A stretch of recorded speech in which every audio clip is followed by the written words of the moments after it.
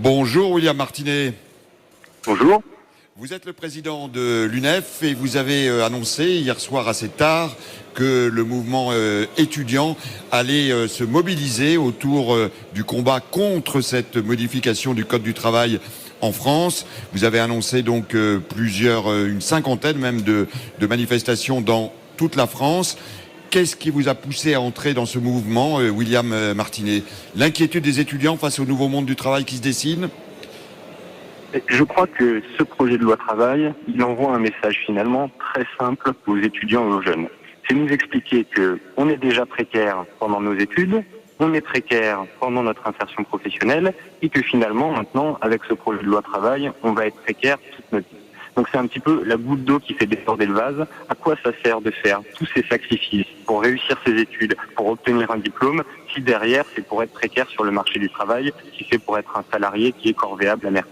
Nous, on attend autre chose de ce gouvernement, un gouvernement qui se revendique de la priorité de jeunesse, qui doit être capable de trouver un horizon pour notre génération qui soit autre chose qu'un recul de nos droits sur le marché du travail. Alors vous avez entendu William Martinet, là, ce matin même, ici, là où nous sommes, Europe 1, au Salon de l'Agriculture, le Premier ministre Manuel Valls a annoncé que la présentation du projet de loi El Khomri, qui était prévue le 9 mars, allait être repoussée. C'est donc une victoire pour vous? Oui, c'est une première victoire. Je crois que ce gouvernement est en train de comprendre qu'il est allé trop loin et donc il commence à reculer. Donc première victoire, mais ce qui compte évidemment, c'est de réussir à obtenir le retrait de ce projet de loi travail. Parce que finalement, quand on regarde ces 52 articles, la question n'est pas quel article on va pouvoir amender, quel article on va pouvoir conserver. La logique de ce projet de loi, c'est de flexibiliser et c'est de précariser.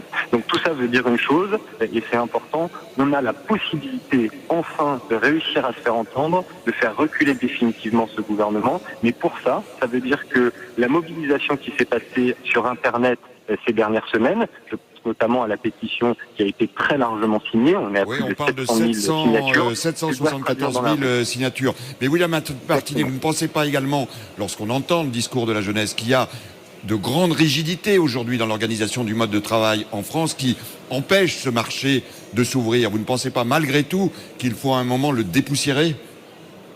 Ça fait des dizaines d'années qu'on nous explique qu'il faut flexibiliser le marché du travail pour réduire le chômage. Et à chaque fois, quand on nous expliquait ça, donc quand on nous disait vaut mieux être travailleur précaire plutôt que chômeur quand même, à chaque fois, on se moquait de nous parce que le résultat à la fin, c'était plus de précarité et plus de chômage. Donc ça ne marche pas, cette politique. Je crois que le gouvernement, il est temps qu'il s'en rende compte et il faut essayer autre chose. Il faut respecter les droits des jeunes sur le marché du travail. Il faut avoir une politique économique qui crée de l'emploi, mais hors de question de considérer que notre génération doit être une variable d'ajustement sur le marché du travail.